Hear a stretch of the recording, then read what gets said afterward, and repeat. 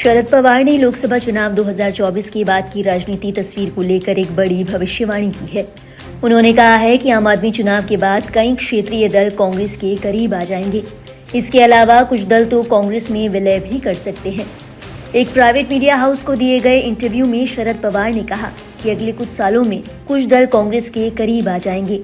यही नहीं, इनमें से कुछ तो कांग्रेस में विलय के विकल्प पर भी विचार कर सकते हैं, यदि उन्हें लगा कि उनके दल के लिए ये बेहतर होगा। अपनी बातचीत में शरद पवार ने इसके अलावा एक बड़ा हिंट भी दिया। जब उनसे पूछा गया कि क्या ये बात उनकी पार्टी एनसीपी पर भी लागू होती है, तो इस पर शरद पवार ने कहा, मैं कांग्रेस और अपनी पार्टी में कोई अंतर नहीं देखता। वैचारिक रूप से हम गांधी और नेहरू की लाइन को ही मानते हैं। शरद पवार ने आगे कहा, मैं अभी से कुछ नहीं कह रहा हूँ। बिना अपने साथियों से बात के कुछ भी नहीं कहना चाहिए। वैचारिक रूप से हम कांग्रेस के करीब हैं। आगे की रणनीति या कदम पर कोई भी फैसला सामूहिक रूप से ही होता है। नरेंद्र मोदी के साथ समझौता करना तो मुश्किल है। हालांकि इस तरह शरद पवार ने ये खुलकर तो नहीं कहा, लेकिन इतना हिंट जरूर दिया कि कांग्रेस में उनकी पार्टी का विलय हो सकता है। गौरतलब है, शरद पवार की ये टिप्पणी ऐसे वक्त में आई है जब कांग्रेस से अलग होकर बने कई दलों का नेतृत्व अब उसकी दूसरी पीढ़ी के हाथों में है। इस दौरान शरद पवार ने अपने सहयोगी दल उद्धव सेना के बारे में भी बात की। उन्होंने कहा, उद्धव ठाकरे पॉजिटिव नेता है।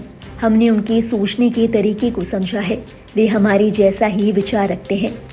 इस दौरान शरद पवार ने एक बड़ी भविष्यवाणी भी की।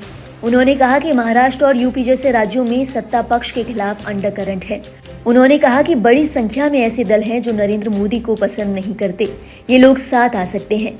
यही नहीं, शरद पवार ने कहा कि देश का मूड अब मोदी के खिलाफ हो रहा है।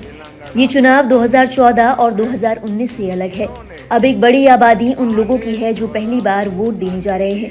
ये लोग सरकार को कम पसंद कर रहे हैं। इसकी एक वजह रोजगार भी है। उन्होंने 1977 का उदाहरण दिया और कहा कि तब मोरारजी देसाई की लोकप्रियता आज के राहुल गांधी जितनी तो नहीं थी, लेकिन फिर भी सरकार बदल गई। लोकसभा चुनाव 2024 को लेकर शरद पवार की ये भविष्यवाणी सही होगी या नहीं, इसका फैसला तो वक्त करेगा। फिलहाल शरद पवार की इस टिप्पणी के बाद सियासी कोहराम मचना तय है। शरद पवार की टिप्पणी पर आपका क्या कहना है, हमें जरूर बताएं कमेंट बॉक्स में।